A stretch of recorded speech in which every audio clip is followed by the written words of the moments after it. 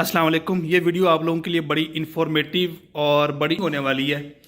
और क्योंकि इसके अंदर मैं आप लोगों के साथ एक ऐसी ऐसी इन्फॉर्मेशन शेयर करूंगा जो कि शायद आप लोगों को पहले कभी किसी ने ना बताई हो। एक आंटी जी तकरीबन 3 दिन पहले हमारे वार्ड में एडमिट होती हैं, और उनकी उम्र तकरीबन 35 साल थी। जब उनसे हिस्ट्री ली गई, उनका जो अलामात थी वो ये थी कि सांस का मसला बहुत ज़्यादा हो रहा था और खांसी हो रही थी। जब उनसे हिस्ट्री ली गई तो साथ साथ उनके टेस्ट करवाए गए, और हिस्ट्री के दौरान उन्होंने बताया कि उन्होंने घर के ऊपर जो थे तकरीबन 35 से 40 कबूतर रखे हुए हैं, पिछले 10 सालों से रखे हुए हैं। आप लोग हैरान हो रहे होंगे कि यार कबूतरों से क्या बीमारी हो सकती है, उनसे मसला क्या हो सकता है। तो जब उनसे मज़ीद हिस्ट्री ली गई तो पता चला कि पिछले 4 से 5 सालों से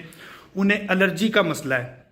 उन्हें दमे का मसला है और खांसी होती है, और वो मज़ीद पता नहीं क्या क्या चीज़ों के लिए दवाइयाँ खाती नहीं हैं। थोड़ी सी तबीयत ठीक हो जाती है, फिर दोबारा से खांसी होना शुरू हो जाती है, कभी छींकें रहती हैं, कभी ज़ुकाम रहता है, कभी गला ख़राब रहता है। जब हिस्ट्री ली गई कंप्लीट, तो जब उन्होंने बताया, इसके अलावा उनकी जो बाकी बीमारियाँ थी, ना शुगर, ना ब्लड प्रेशर, ना कभी टीबी हुआ, ना कोई इस तरह का कभी मसला हुआ, लेकिन कुछ पिछले 3 से 4 सालों से उनको इस तरह की अलामात जो थी वो वक्तन फ़वक्तन जो थी अचानक से ज़्यादा हो जाती थी, और अचानक से सांस का मसला ज़्यादा होने की वजह से उनको अस्पताल में एडमिट भी होना पड़ता था और इमरजेंसी में भी आ जाती थी। तो बताने का, वीडियो बनाने का मकसद ये है कि बहुत सारे लोगों को घर पे कबूतर,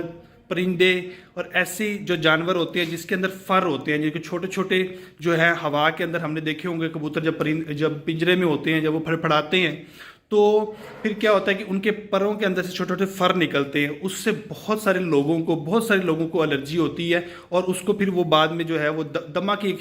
एक शिकायत होती है। क्योंकि दमा जो है ये बहुत सारी चीज़ों से हो सकता है, जैसा कि पोलन से हो सकता है कि किसी और चीज़ से उसको एलर्जी को, वो फैक्ट्री में काम कर रहा हो उससे भी मसला होना शुरू हो जाता है। और ज़्यादातर पाकिस्तान के अंदर भी इस तरह के केसेस आते हैं कि जिन्होंने जानवर रखे होते हैं, कबूतर रखे होते हैं, तो उन लोगों को उससे एलर्जी होना शुरू हो जाती है, जिसकी वजह से उनको सांस का मसला हो रहा होता है। और उसके लिए मसला ये होता है कि वो चूँकि वो इर्द गिर्द से कहीं ना कहीं दवाइयाँ खा रहे होते हैं, डायग्नोज नहीं हो पा रहे होते, उनकी बीमारी की तशखीस नहीं हो पा रही होती, तो वो एलर्जी के लिए हल्की फुल्की हर मौसम तब्दील होने पे, या वैसे ही जो है वो कभी तबीयत ख़राब हो गई तो दवाई खा ली, लेकिन उस बीमारी की तशखीस नहीं हो पाती। जब तक वो एक डॉक्टर को, छाती के स्पेशलिस्ट को ना चेक करवाएं, तो उनकी बीमारी जो है वो वैसे की वैसे बढ़ती रहती है। अब इस बीमारी का इलाज क्या है? और सबसे पहले तो ये चाहूँगा कि उस बीमारी की वजह से अगर उसको सही तरीके से ट्रीट ना किया जाए, और उसकी वजह से फिर एक और बीमारी हो जाती है जिसको हम अपनी टर्म में एस्ट करती है, जब वो बीमारी मज़ीद ठीक उसका एक्सपोजर जो है उसको हम कम नहीं करते। फॉर एग्जांपल, इसके अंदर मेन ट्रीटमेंट यही है